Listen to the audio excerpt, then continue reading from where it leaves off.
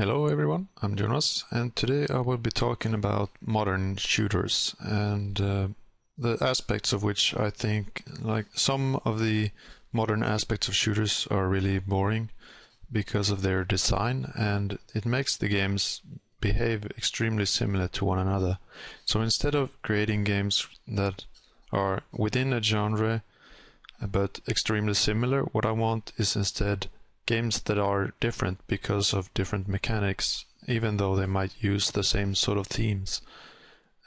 So my first problem with modern shooters is realistic weapons, or weapons that are inspired by realistic brands of weapons. Because the first problem is that the basic weapon in nearly every game seems to be the assault rifle. Something like an M16 or MP5 maybe, or M4. Let's say we have the MP5.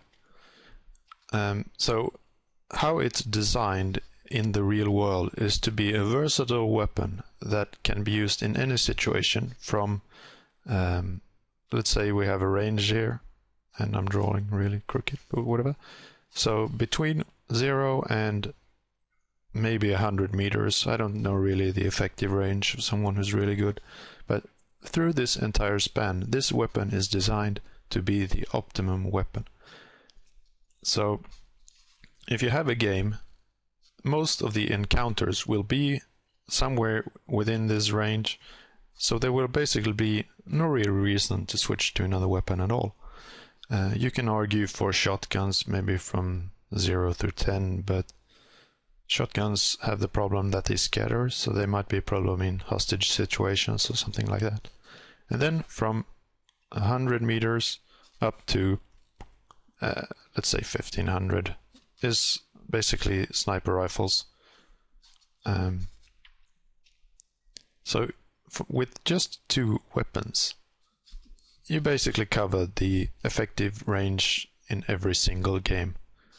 So the only way to keep these weapons in the game is to either have some sort of weird limitations on them, like you can only use the sniper rifle if you're going prone for X amount of seconds, etc. Or you have to tone down the weapon of these really usable weapons that are made to be used in every single situation. And there is really no point in having more than one submachine gun in a game or more than one assault rifle, because given that they're designed to work in every single situation means that having more than one is redundant, because you're never ever going to switch between the two, unless they have some sort of weird implementation where weapon X with the same caliber does more damage even though it uses the same ammo, for instance. And how games work is that every single situation is supposed to be a challenge, either in accuracy, for instance, or being able to adapt to situations. Or let's say you have a sniper rifle and you're in enclosed situations, so you have to be really quick on the scoping or something like that, because games are supposed to be challenges, and different sort of meaningful challenges, in my opinion at least. So if you have a game where the first weapon the player receives is an assault rifle, it will work in every single situation. So sure, it's good if you want to introduce a ton of different enemies, for instance. So enemies that behave differently. Let's say you have really small and fast ones. You have the head crab, for instance. So that's and you have really big scary guys. Boo. Yeah, I draw like shit, but whatever. He's a happy guy. So once you have your basic weapon, you won't have to introduce new weapons when you add more enemies, basically, because the weapon you start with will be able to handle them all. But that means that instead of the player adapting the weapon to the situation, he will just start using the effective weapon in every single one, because the gameplay mechanics have shown that this weapon works for everything. So instead of these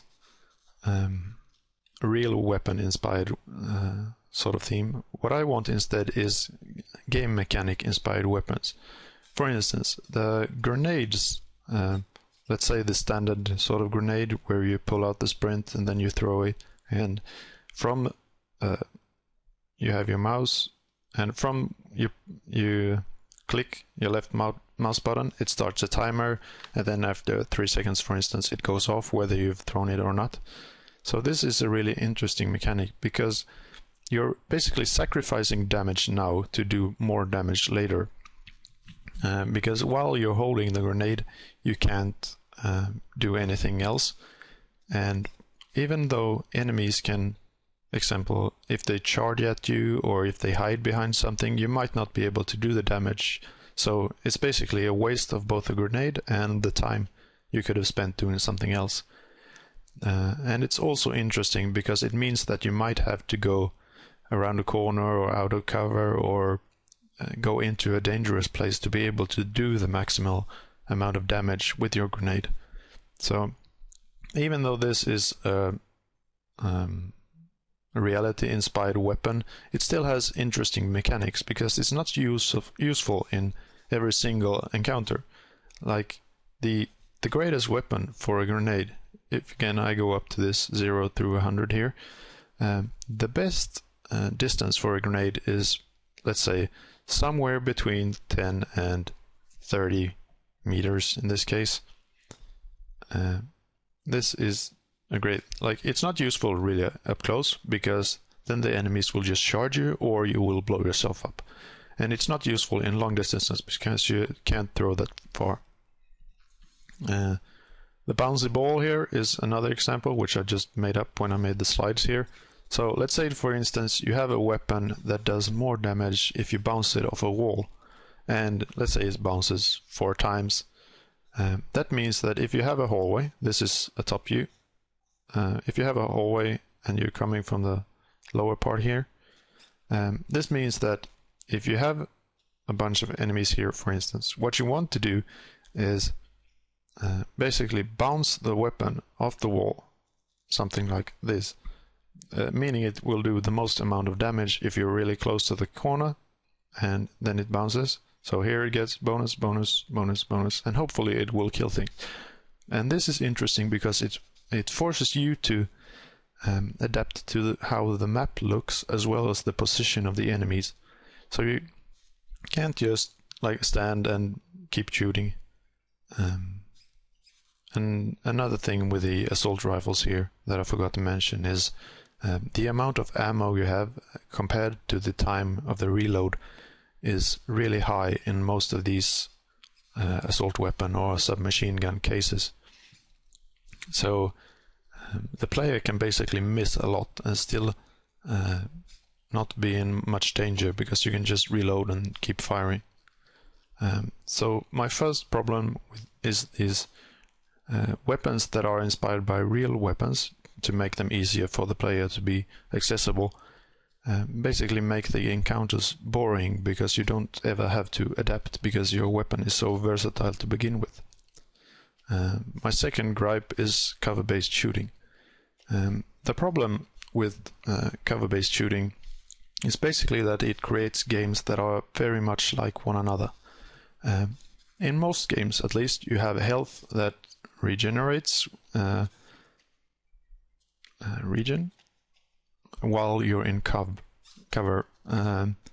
So even if you're in combat, you can basically hide and get more health. So the health is not just, or the covers is not just for like a sort of strategic approach, because being in cover is always the best alternative. I'm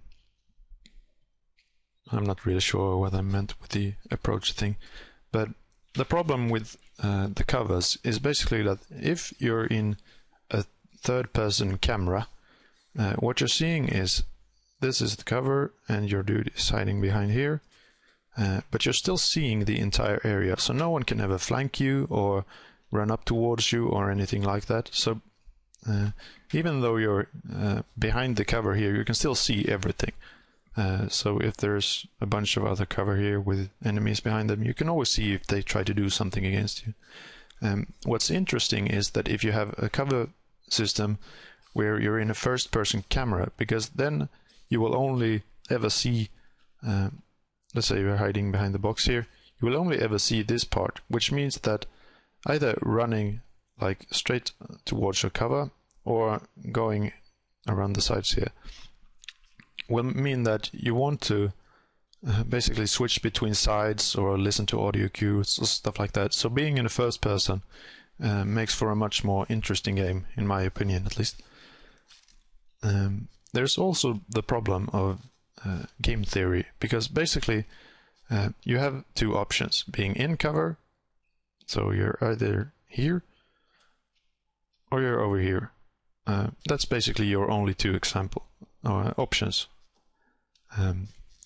And being in cover is always the best. Like, unless you're being flanked, like in the first person case here, being in cover, this will, even if you're standing up, not hiding or anything, this will still cover more or the bigger part of your body compared to standing out in the open, obviously.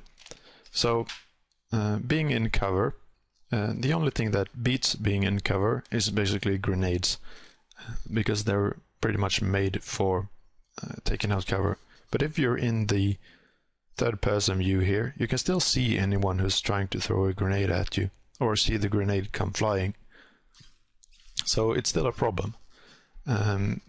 Instead, what I would like to talk about here is in the game Bulletstorm, there is this chain gun. And why it's interesting is because your sights look a lot like this. So this is the entire screen, and your sights look like this. So once you fire the weapon, it will fire, it's basically two grenades connected with a chain thingy. So once you fire this, if you hit the corner of the cover here, for instance, the chain will wrap around and place the other grenade on the other side. And the reason why this is interesting is because if someone, let's pretend that someone is hiding, I'm running out of space here, someone is hiding behind this wall and he's peeking out here and shooting at you. If you fire the chain gun at this guy, for instance, let's say it lodges on the corner there, and then it wraps around, and the chain will basically get him in the head and kill him. This means that if you yourself is also hiding behind the corner, you can't ever really use this chain gun, because that would just shoot the corner of your own cover. So basically what you did instead is deposited a grenade on your own cover, which is kind of a bad idea. So even though you will want to use it, let's say he's entirely behind cover instead. I can probably not do this. Paint over here. Whoops. I'll just draw later. Erase this. So if it's entirely behind cover instead, what the chain gun will do is it will deposit the grenade on the corner here, the chain will wrap around, and he will basically take half damage from the explosion, because it's still on the other side of the wall. So basically what this means is that if someone is in cover, you can counter it by using this chain gun and being out of cover, but you can't use it while being in cover yourself. So then it means that being out in the open covers basically sitting on the corner here, but sitting behind the cover entirely counters being out in the open. Or switching sides maybe will counter the guy standing up with the chain gun. It's a really interesting dynamic, because instead of just everyone hiding behind the corners themselves, there will be a reason for actually moving. Obviously flanking and stuff benefits the guy who's moving. the problem with these the cover system is also that it heavily favors someone who has a height advantage. Let's say the walls just go like this, so there's a guy sitting behind cover there, and there's a guy sitting behind the cover here. So no matter what you do, the guy on the low ground, who is already at a height disadvantage, will have an even bigger disadvantage, because the cover will it will basically, given line of sight, it will cover less of him compared to the guy on the high ground. So that's another problem. Generally what this means is that most games that do have a cover system will generally be flatter, or either that or they will have like the high cover, because in this case you will just peek around the corners and height won't be such a disadvantage, because it actually is a problem. If you have something like grenades, for instance, having the height advantage will both mean that your grenades will fly longer, as well as if someone throws from the low ground here, it's like more likely to arc over the top than it is if you're throwing downwards. So a few ideas to improve the cover system basically is: number one, making the environment more dynamic. Let's say, for instance, you have either cover that becomes worse with time. It breaks, or it becomes smaller, or there's holes in it, or it even moves, something like that. I have actually never seen a cover system where the cover will move, because the positions where you can take cover are generally hard-coded into the map. For example, in the Unreal Engine, you will have to place a cover node, which is generally not able to be dynamic, so it can't change on runtime. Having something like a crouch system instead of having the default static cover-based system is one improvement that can be made. So dynamic environments is something that I'd really like to see, and a higher pace is also something that I like to see. For instance, you can have health that actually goes down if you're in cover, because being in cover is such a great advantage to begin with. So just standing there will always be the optimal choice. But if you have something like health degeneration, or just static health instead, let's say your health, you get extra health from killing things, for instance, it will mean that if you're low on health, instead of hiding, you will want to keep moving instead.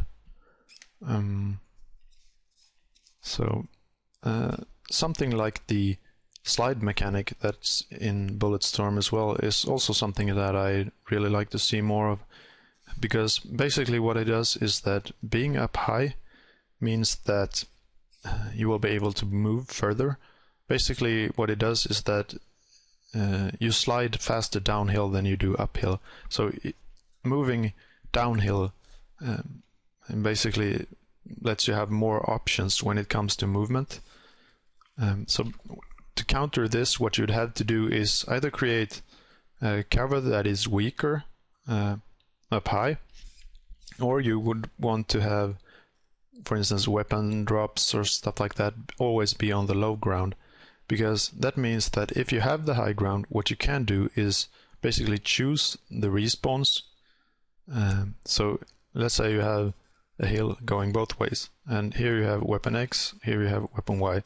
Being in the middle here would allow you to move faster to either of them, while someone who's on the low ground would be able to reach only one of them, but faster compared to the guy on the high ground. So sliding and movement, crouching instead of having these static positions, and having a dynamic environment are a few things that I would think would make the cover system more interesting, because as it is right now, nearly every game that has both the realistic weapons and the same cover system will basically play the same no matter what you do. So for my last point here, I have enemy AI, because basically the difference between let's say a regular shooter like I don't know, Doom or whatever, what the enemies do is basically they spawn and they either just shoot at you or they run at you. That's basically the only thing.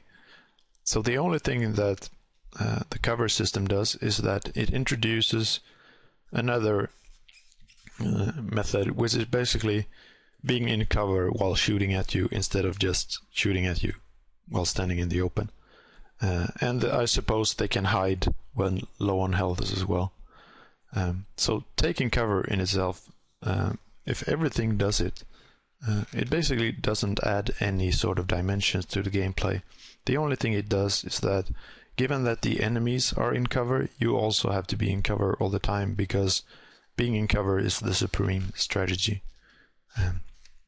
I suppose flanking is another better strategy as well, but given that the enemies basically outnumber you in most cases, you will want to take out maybe one or two or shoot at them to make them hide instead of just being like half out of cover. I don't know really what to call this.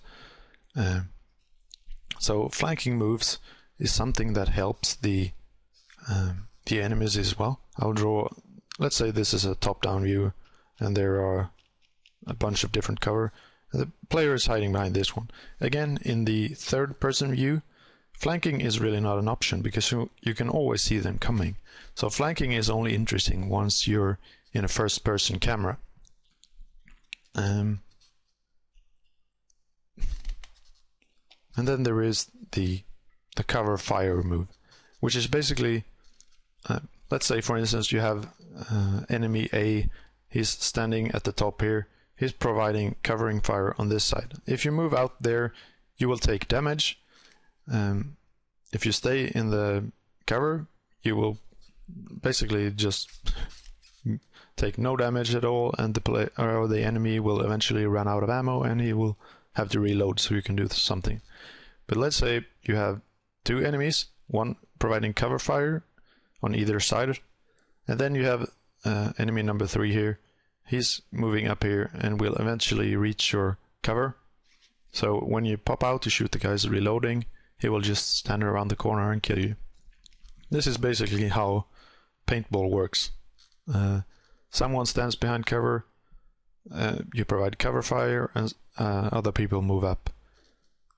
But in most games this doesn't work because weapon from a distance like this will generally spread out because of really shitty accuracy.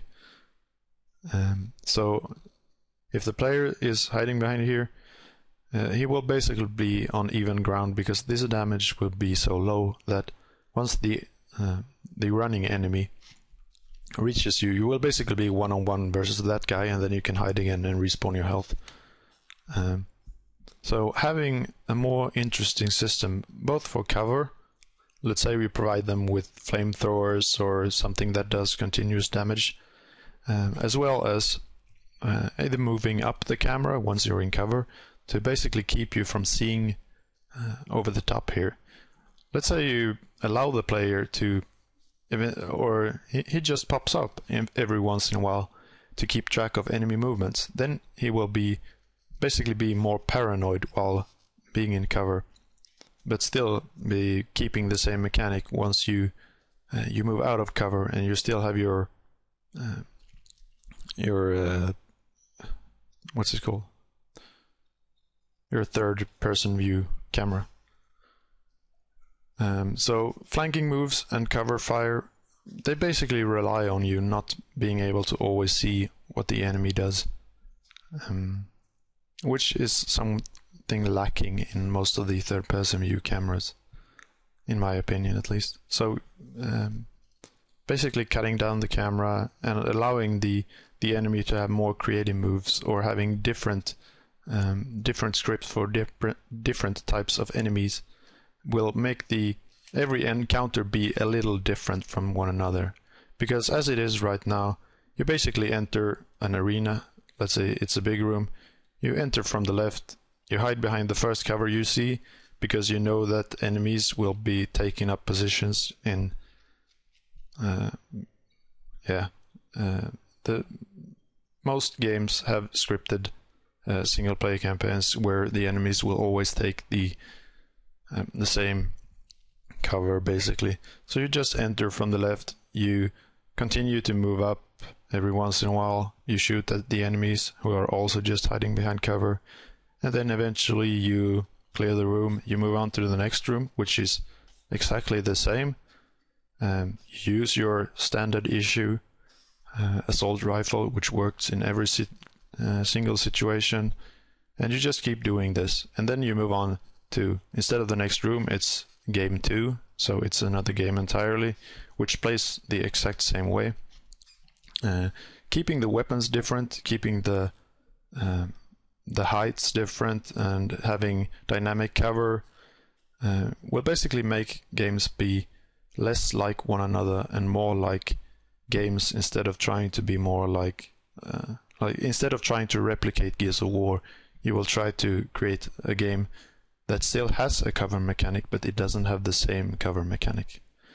Then I also have color and architecture, which is, in my opinion at least, really lacking. I took an example here, I think it's from a Call of Duty game, which I don't think it actually uses the cover system. It's more like a traditional shooter game, but it definitely uses realistic weapons. It has an annoying amount of different guns that basically don't have an impact on how you play the game. And instead of having something like this, which is basically 4 shades of grey, maybe some brown, you could have something like this, which I found on the Polycount forums. It's from a guy, I don't really know how to pronounce it, but I have his website available down here. If you want to go check it out, he has some really cool stuff. Because basically right now the problem with most game environments actually is that they're really boring, in my opinion at least. Specifically in the modern sort of games where everything is you basically just take something like a desaturation and apply it to the image in a post-process effect, and then you add grains, you add bloom, and you add dust to everything. So it's basically shit brown everything. Having something like this, which is a really bright environment that still fits together in a really nice way, would make games look more differently from one another as well. So having different architecture, having different weapons, like gameplay wise, not just looks and lasers and things which still function the same way,